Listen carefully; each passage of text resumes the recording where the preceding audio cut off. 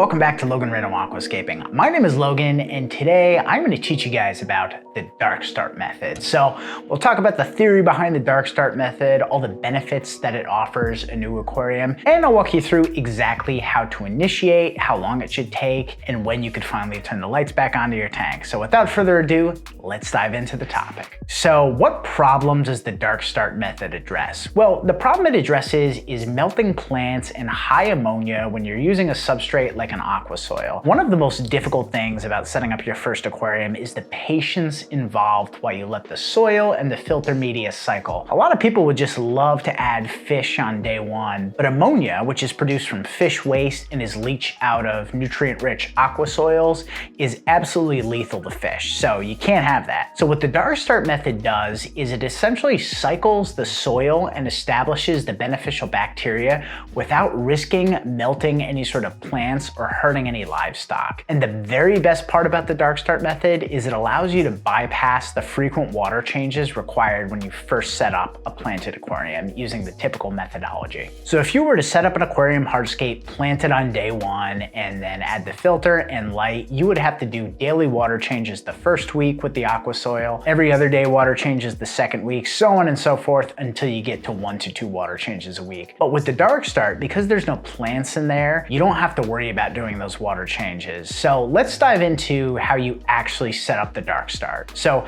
step one is to set up your hardscape and finalize it. And if that takes walking away from it a little bit and living with it for a week before you flood the tank, then that's a great way to ensure you're really happy with the hardscape that you have. Step two is to set up your filtration. So I'm using an external canister filter and I've connected lily pipes to the inflow and outflow. Step three is to actually flood the tank. So because there are no plants to dampen the impact of the water, be sure to add the water very, very slowly to the tank and then get the tank water to whatever TDS you require. So if you're using RO, remineralize it. And if you're using tap, then no need for further action, but make sure that there's not high chlorine. You're gonna wanna use your dechlor, otherwise it's gonna be counterintuitive to building up that beneficial bacteria. And step four is to turn the light off, take a step back, and forget about the tank for a few weeks. So like I mentioned earlier, you don't have to worry about water changes. Of course, if you do want to do water changes, that won't hurt anything, but it's absolutely unnecessary because you don't risk melting plants. I often deal with the usual diatoms and a little bit of green algae with new tank syndrome,